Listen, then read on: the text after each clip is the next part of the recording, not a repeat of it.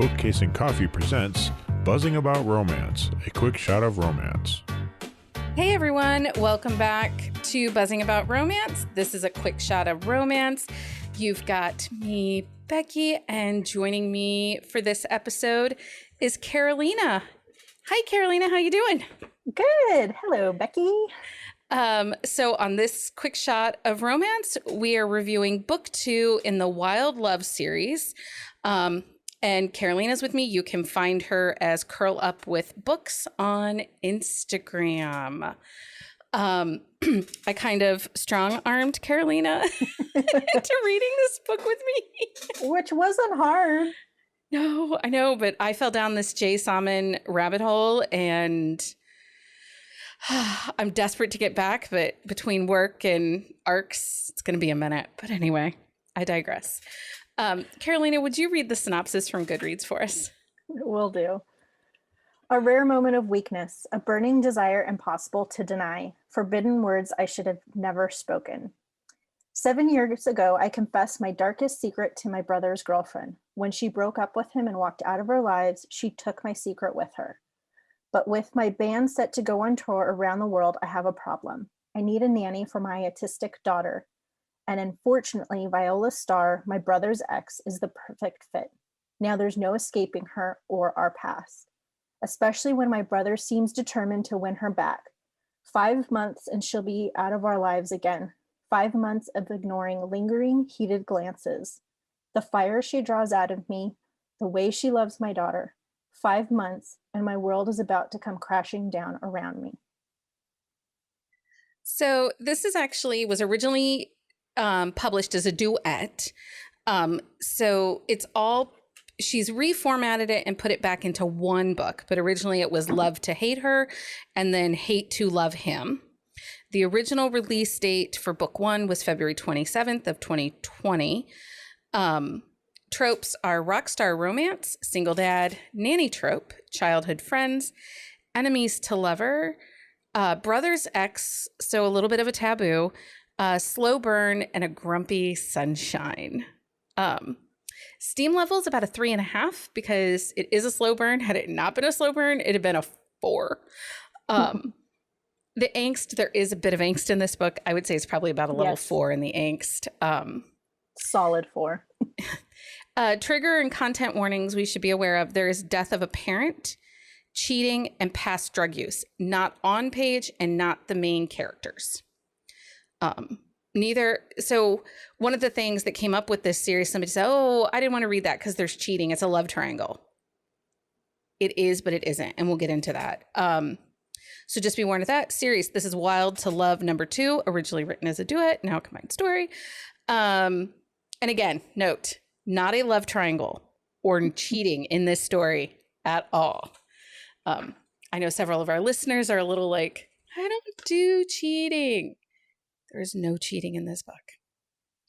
Not by the main characters. No. And that's one of the things I did like about Viola's character. So I just want to be really clear. This is one of those characters that I renamed. Which we all know I do. And I think even in my review on the website, I have her listed as Violet. I think her name is Violet. I did not think her name was Viola. I read it and I thought of Viola Davis. I knew in my head it was Viola. Yeah, I didn't. So if I accidentally misnamed the character, I apologize. That's one of the things that I did like about Viola and her character is when she comes back on scene to the band, she is not there to try to reconnect with the brother, Gus. She just sees him as her friend. There's no love connection anymore for him, which made it very... She cares for him because they had a great relationship in the past, but there's nothing more than that. Yeah. So I think that, the way it's written, because it's his brother's ex and she's back on scene and she's there to get back with her brother. She's never there to get back with his brother. There's just not. Okay, so let's start with Jasper. I said he's totally the tortured hero. Because when he's young, he realizes his brother has loved Viola and he steps aside. Well, let's preface this with, and this is in the very beginning, so it's not really a spoiler, but they reveal that he kissed her first. They had a Yes. moment, and then he realized his brother loved her, and he stepped aside. Yeah. And because of their past as children, and they get into this kind of early on in the book, Jasper and Gus's mom dies when they're young. And she dies. Jasper is with her. She actually drowns. And Jasper is with her when he dies. And I think that because of the survivor's guilt, he feels like he has to do everything he can to make things better for his brother. Mm-hmm. So the two boys and Viola, with the other two members of the band, have grown up in small town Alabama. As soon as they graduate high school, the boys leave and go out to LA to try their luck as rock stars.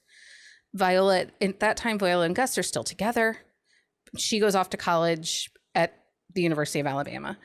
And I think it's halfway through the first semester, she realizes that Gus is not being faithful. And she flies out to California to break up with him. And that is the prologue of the story. Yes.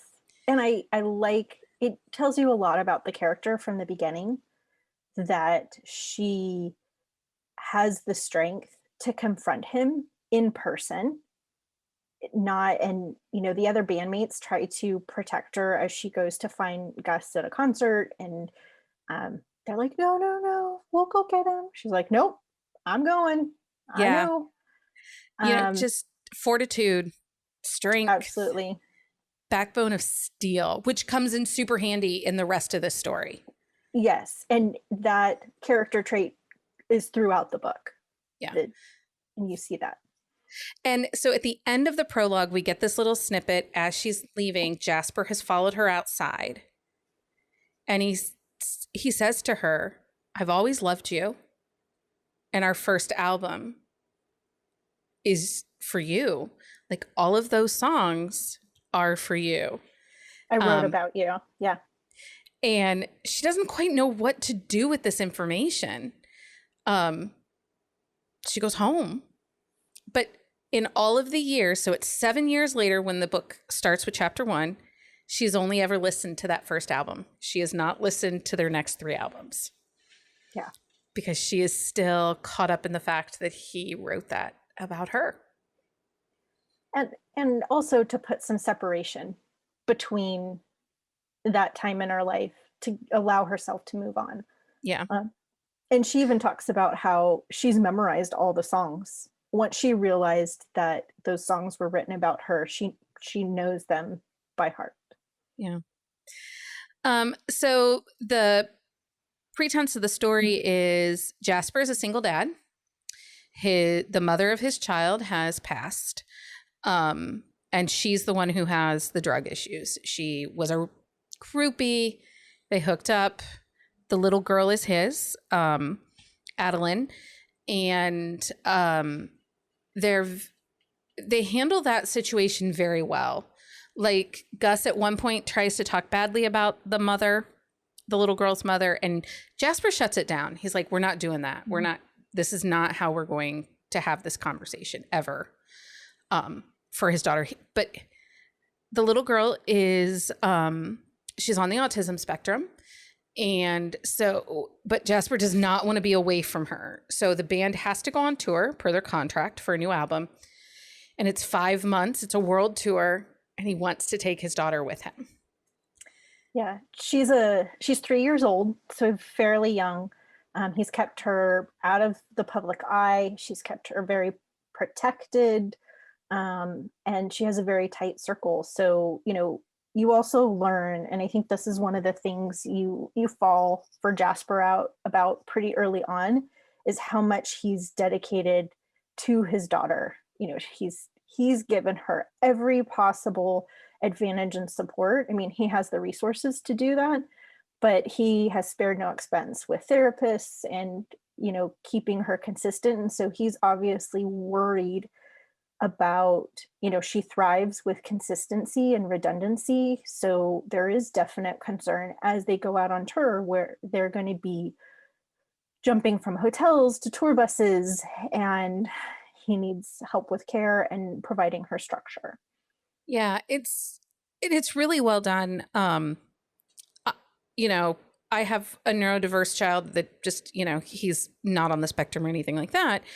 But the way that the author describes the daughter in liking routine and, you know, structure and having her favorite things and stuff like that. I have friends that have autistic children, and that felt very real, very genuine, and it's treated very well. Like, I think that there was just a lot of respect to all of the different situations in this story. I also really liked how it is brought up genuinely throughout the book. There's times where authors will create a character who's different or have special needs, and it's like they're peppered in only in opportune spots. But this was really like like woven in throughout the story. She's more than just a plot point. She is a full developed and thought out character. Exactly.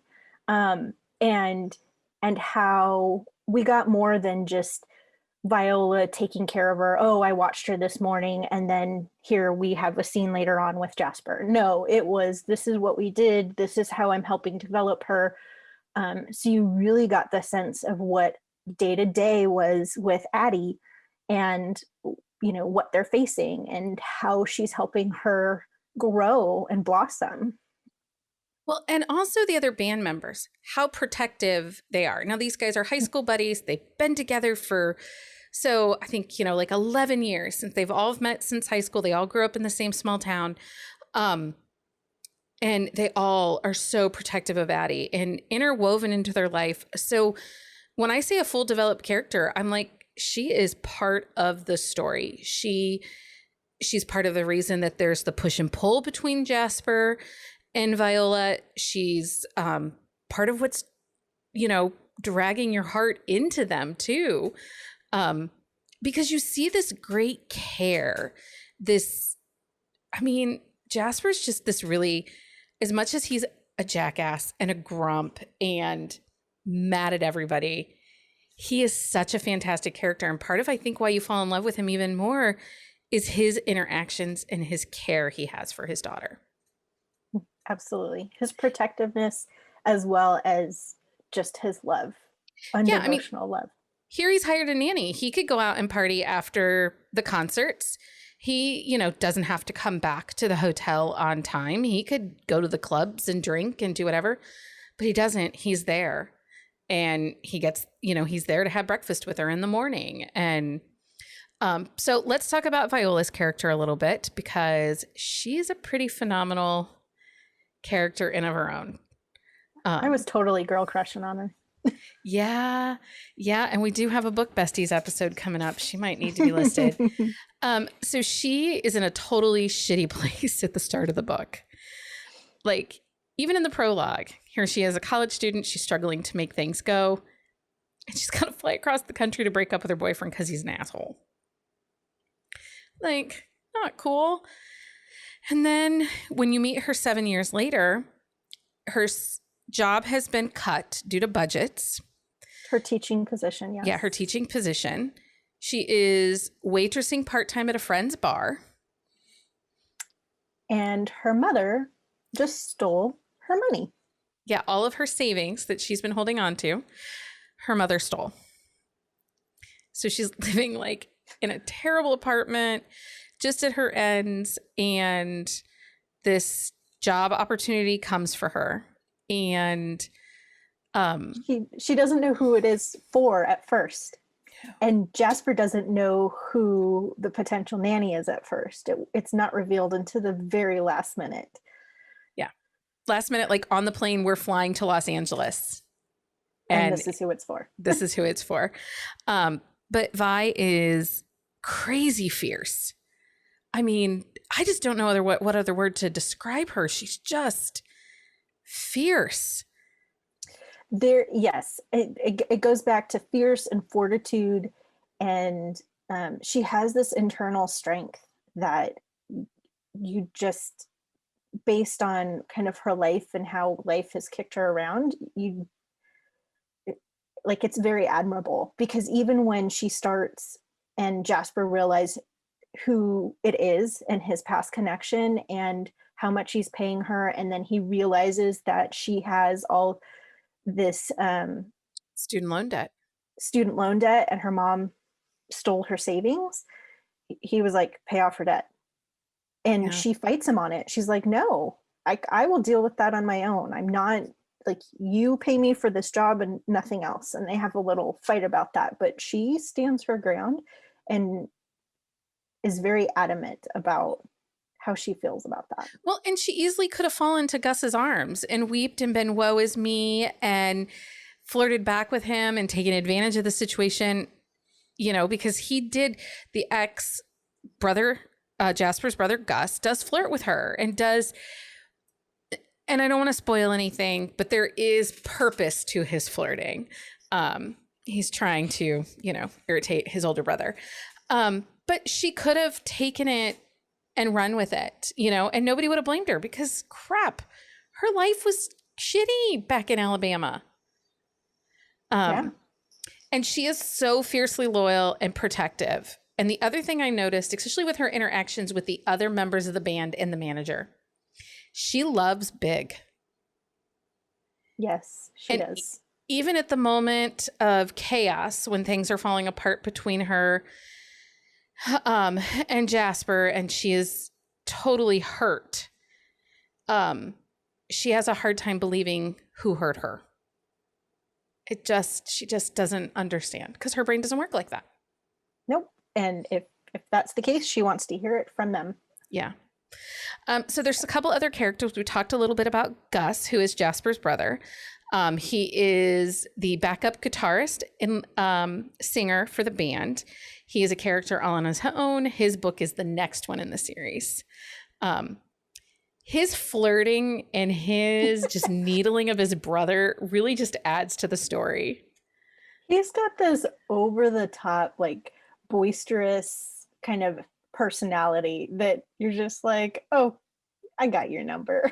Like, yeah. I got you. I mean, he wants to be the brightest star in the room, but he is like living it up. He's so fun.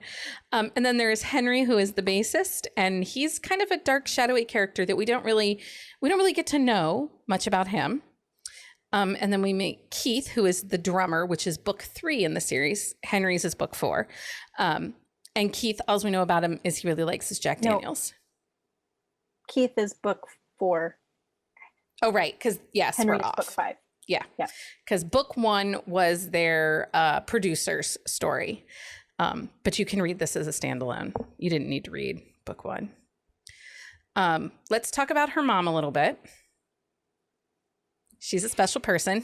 And she does appear back into the story and creates all sorts of havoc. Yeah, but I felt like it was more of a... She does create havoc. But I think she's also encouraged. Yes, well, absolutely. We do see little glimpses of some of Viola's friends from her hometown. We see her boss, who owns the bar where she was bartending at before she went on tour, and her best friend. And she snaps pictures. And so you do get to see kind of a little bit of how Viola is with other people outside of the band. So you get a true, genuine sense of who she is. And I liked that, because when you have a story that the characters are kind of living in a bubble, sometimes we don't always see what the outside world is seeing. Right. You just are living in a little bubble. And I think that Jay Saman did an excellent job by utilizing the mom and the best friend and the bar owner as a way for us to see into the bubble from the outside, how others see it. So right. I thought that was really well done, and it added a level of depth to the story. There is Sophia, the assistant to the band. We're just not going to give her any time. You all can figure that out. She's not even decent in the beginning of the book. Like the way she talks to Vi on the airplane before, when she's signing the non-disclosure and stuff, she's like, just so you know, you're not coming back to get them back. They're not interested in you. Right. She's super snooty. Yeah. Yeah. I pictured her this very specific way. I just was not impressed with her. Like, well, you're not supposed to be. Right. You're really not. Okay. So I do feel like I wanted to mention that Jane Saman, in my opinion, expertly navigates the complexity of a woman who has spent too many years with the wrong brother. Did I write that? This isn't you. You didn't write this, right? Did I write this? It's really smart. I'm like, this is really smart. Maybe I'm reading Carolina's note. Anyway, Jay Saman expertly navigates the complexity of a woman who has spent too many years with the wrong brother, creating a compelling story that will hook you in from the very beginning. And when I tell you it will force you down a rabbit hole, I'm not joking. And the books are long because they were duets. Yeah, because Becky texted one day, has anybody read this author? And I was like, yes, I have. Yeah, you will like it. Go for it. And Becky went down the rabbit hole. So yeah. I've actually read book 4 in the series. So this was my first time reading book 2. I hadn't read any of the other series. Yeah. So and book 4 is good too. That's Keith the Drummers. It's an age gap. Oh, we'll talk about that another time, people. Are we going to talk about the steamy scenes? Yes, let's talk about the steamy scenes. So I texted the ladies. I said, oh my God, you guys, this has got to be the sexiest dry humping scene I have ever read in a book. Like my Kindle melted as I was reading this thing. Like, she's trimming his hair. They're in the bathroom. They're out on tour. He needs a haircut. And like, I was getting goosebumps because the way he was talking about how he was feeling when he was touching her hair or his hair. And then to get the top part that was extra long, she has to straddle him. Hello? Yeah. Yes. Spicy. That it was, yeah. And then, okay, what's your next favorite scene? The one when the first time they actually have sex? No, the one where they're sharing in the hotel, they're sharing the wall, they're in the different rooms. Oh, yes. They were texting. They were texting, yes. They were texting. And then they hurt each other. Yes. That was early on in the book, too. That was before the bathroom scene. No, that was after the bathroom scene. It was after the bathroom scene? It was after the bathroom scene. Because it was like it kind of escalated. Like, yeah. When I say this book was a slow burn, you guys, it was a slow burn. 64%. 64%. The whole first, like, because the book, it says part 1 and part 2, right? Yeah. So part one is the first of the duet. And I think those are the two anchor scenes, or the two steamy scenes. Like, they don't get hot and heavy until part 2. Yeah. And then, there's the scene where they're dancing when he takes her to the club, and the manager stays home with Addie. Yes. Into the hotel. And he's like sliding his hands and no, that's a different book. Never mind. Another book, there's a scene in an alley. They did not go to the alley. Yes, they did. They went to is that their book? They went to the alley. Yes. Oh, they went to the alley. That was after their first time. Like, yes. Their first official time. Yeah. They went out to the alley. See, here's what happened. When you go down a rabbit hole like this and you read all the books like boom, boom, boom, boom, boom, you like get lost. Yes, they went out. They were dancing, and they go out to the alley, and yep. I always like a good public, like, in the shadows sex scene. It just.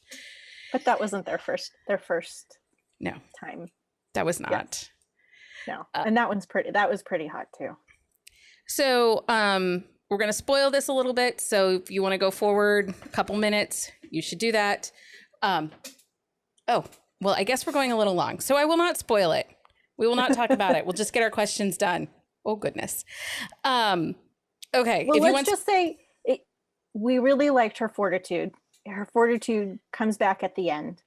Well, right? yes, because there's never the third act breakup. Right. And can I just say, Yeah. I love the grand gesture. Holy crap. I love it. Yes.